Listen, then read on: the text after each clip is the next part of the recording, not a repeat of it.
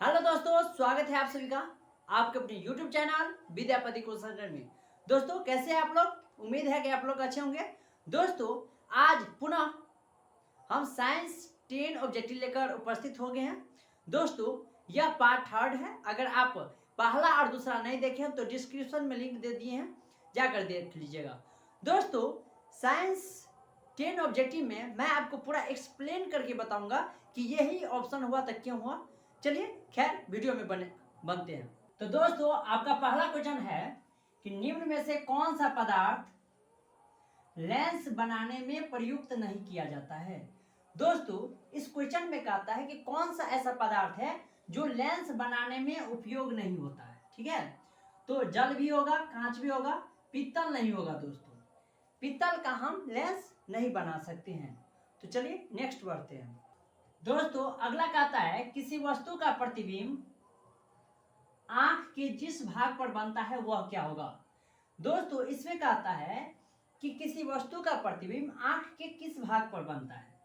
तो कॉर्निया नहीं होगा, रेटिना नहीं होगा, इसका आंसर हो जाएगा रेटिना। क्या हो जाएगा? रेटिना। आइए देखते हैं इस पिक्चर पर। देखिए ये आंख का चित्र है, इसमें आप पीछे देख रहे होंगे, पीछे यही रेटिना है। रेटिना को हिंदी में हम बोलते हैं दृष्टि पटल। क्या होता है दोस्तों, जब यहाँ से कोई पदार्थ चीज का कोई लाइट जाता है तो सीधा यहाँ पर जाता है, रेटिना के पास जाता है। अगर उस चीज रेटिना पर यहाँ पर फोकस हो गया, इसका मतलब वो चीज आंख को दिख जाएगा। अगर यहाँ तक नहीं प्रकाश पहुंच पाया रेटिना के पास तो वो वस्तु नहीं देख पाएगा। तो यहाँ से आप जान पाए कि आंख में किसी वस्तु का प्रतिबिंब कहाँ बनता है, तो रेटिना के पास बनता है। रेटिना को हिंदी में बोलते हैं दृष्टि पटल। क्या बोलते हैं? दृष्टि पटल। चलिए आगे बढ़ते हैं। दोस्तों क्वेश्चन कहता है कि किसी माध्यम का अपवर्तनांक म्यू का मान होता है।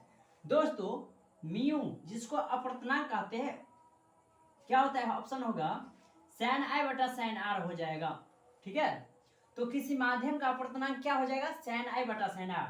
याद रखने का ट्रिक इसी से याद रखिएगा सर दोस्तों कि पहले i होता है उसके बाद r होता है, पहले i उसके बाद r होगा, तो इसीलिए sin i बटा sin r हो जाएगा। ठीक है, नेक्स्ट बढ़ते हैं।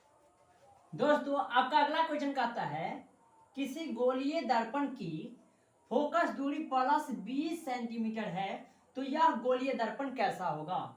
दोस्तों यहाँ पर देखिए, यहाँ पर प्लस लगा हुआ है इसीलिए ये उत्तल दर्पण हो जाएगा। अगर माइनस लगा हुआ रहता तो ये हो जाता अवतल दर्पण। ठीक है, तो अवतल दर्पण में क्या हो जाएगा? माइनस हो जाएगा, और उत्तल रहता तो क्या हो जाता?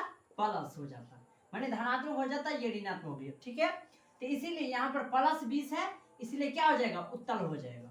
ठीक है दोस्तों आपका अगला क्वेश्चन कहता है कि तालाब में जल कम गहरा दिखाई देने का कारण क्या है। दोस्तों जब भी आपका क्वेश्चन में लिखा रहा है कि जल में कोई चीज डाला गया है, वो ऊपर दिखा रहा है या टेढ़ी दिखा रहा है, मतलब जल आना चाहिए, पानी वाला बात, तो आप डायरेक्ट अपवर्तन में टिक कीजिएगा। अपवर्तन कहेंगे क्यों? क्योंकि अगर आप प्रकाश के अपवर्तन थोड़ा भी अगर जानते होंगे तो आपको पता होगा कि इसमें कोई भी चीज विरल माध्यम से जब सघन माध्यम में आता है तो टेढ़ी न आकर क्या हो जाता है, सॉरी सीधी न जाकर क्या हो जाता है? टेढ़ी हो जाता है। अगर प्रकाश के अपवर्तन का वीडियो नहीं दिखे हैं तो डिस्क्रिप्शन में लिंक दे देंगे, देख लीजिएगा। तो चलिए अभी टॉपिक पर आते हैं। तो इसमें कहता है कि जल का कम गहरा किसके कारण होता है? प्रकाश के अपवर्तन के कारण। और कहेंगे सर इसका एग्जाम्पल और क्या क्या हो सकता है? तो एक याद रखिएगा, अगर जैसे बाल्टी, पानी से भरा बाल्टी है, उसमें कोई क्षार है और वो आपको टेढ़ी दिख रहा है, तो इसका मतलब जल में डाले हैं ना कोनो चीज, तो जल वाला जब ये बात आ गया तो क्या हो जाएगा? अपवर्तन हो जाएगा। इस तरह से चाहे जल में कोई चीज सिक्का गिरा हुआ है वो ऊपर दिख रहा है तो प्रकाश के अपवर्तन। अगर नदी के पास आप गए, नदी का तल आपको ऊपर दिख रहा है साफ पानी में, तो इसका मतलब क्या हो रहा है? प्रकाश का अपवर्तन हो रहा है। तो यहाँ से क्या समझे आप? एक ही चीज का अगर जल वाला कोई चीज आएगा ना तो आप दिमाग लगाइएगा थोड़ा और प्रकाश के अपवर्तन टिक कीजिएगा। आई होप समझ गए। चलिए आगे बढ़ते हैं। दोस्तों आपका अगला क्वेश्चन कहता है कि अवतल दर्पण की फोकस दूरी होता है। तो अवतल दर्पण की फोकस दूरी क्या होता है?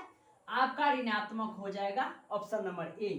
दोस्तों यहां से याद रखिएगा, अगर अवतल दर्पण का बात करें, किसका, अवतल दर्पण का, तो इसमें फोकस दूरी, क्या फोकस दूरी रहे या वक्रता त्रिज्या रहे, वक्रता त्रिज्या, तो ये दोनों निगेटिव होगा। वक्रता त्रिज्या क्या हो जाएगा, निगेटिव, निगेटिव माने ऋणात्मक हो जाएगा। अगर यहीं पर अगर उत्तल दर्पण है, क्या रहे, उत्तल दर्पण, उत्तल दर्पण रहता तो यहाँ पर चाहे फोकस दूरी रहे या वक्रता त्रिज्या क्या हो जाएगा आपका, पॉजिटिव हो जाएगा। क्या हो जाएगा, पॉजिटिव हो जाएगा। तो यहाँ से क्वेश्चन क्या कहता है, अवतल दर्पण की फोकस दूरी तो ऋणात्मक हो जाएगा आपका आंसर। ठीक है, चलिए आगे बढ़ते हैं। दोस्तों यहाँ पर क्वेश्चन कहता है कि फोकस दूरी f तथा वक्रता त्रिज्या r में कौन सा संबंध है। दोस्तों आपको पता होगा f बराबर क्या होता है, f बराबर होता है r/2, या नहीं तो हम इसको क्या बोल सकते हैं, r बराबर लिख सकते हैं 2f, लिख सकते हैं ना दोस्तों। तो यहां से देखिए कौन सा ऑप्शन होगा, तो r बराबर 2f, ऑप्शन नंबर बी। ठीक है, तो ये दोनों याद रखिएगा, f बराबर r/2 और r बराबर 2f। ठीक है दोस्तों, आपका अगला क्वेश्चन कहता है कि गाड़ी के साइड मिरर में कौन सा दर्पण उपयोग होता है।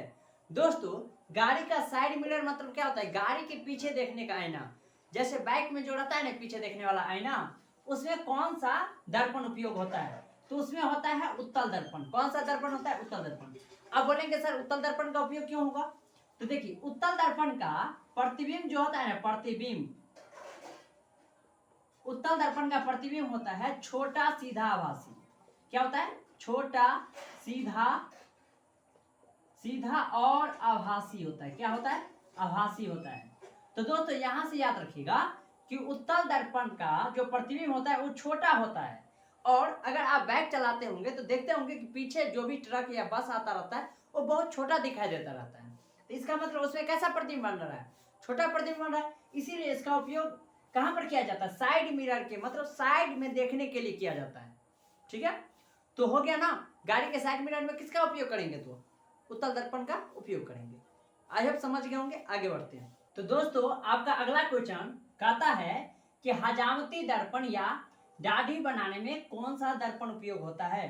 तो दोस्तों दाढ़ी बनाने में, माने जो दाढ़ी जो बनाते हैं ना, शेविंग करते हैं, तो उसमें अवतल दर्पण का उपयोग होता है। क्यों होता है, क्योंकि अवतल दर्पण में जो प्रतिबिंब बनता है वो बनता है बड़ा, सीधा और आभासी होता है। यहां से दोस्तों आपको एक नंबर में पूछा जाता है कि जो अवतल दर्पण जो रहता है ना, अवतल दर्पण में कैसा प्रतिबिंब बनता है, तो बड़ा प्रतिबिंब, यहां से भी आपका कुछ निकल जाएगा। और यहां से हजामती दर्पण में या दाढ़ी बनाने में कौन सा दर्पण उपयोग होगा, अवतल दर्पण, और अवतल दर्पण में कैसा प्रतिबिंब होगा, बड़ा प्रतिबिंब होगा, इसीलिए इसका उपयोग दाढ़ी बनाने में। इसीलिए जब हम शेविंग करते हैं, मतलब दाढ़ी बनाने बैठते हैं, तो आईना में क्या होता है, बड़ा प्रतिबिंब दिखता है, जिससे आसानी होता है उसको छीलने में। ठीक है, आई होप इस वीडियो में 10 साइंस ऑब्जेक्टिव समझ गए होंगे। दोस्तों हम पूरी उम्मीद के से कह सकते हैं कि आप अगर इस वीडियो में अंत तक बने होंगे तो जरूर समझ में आ गया होगा।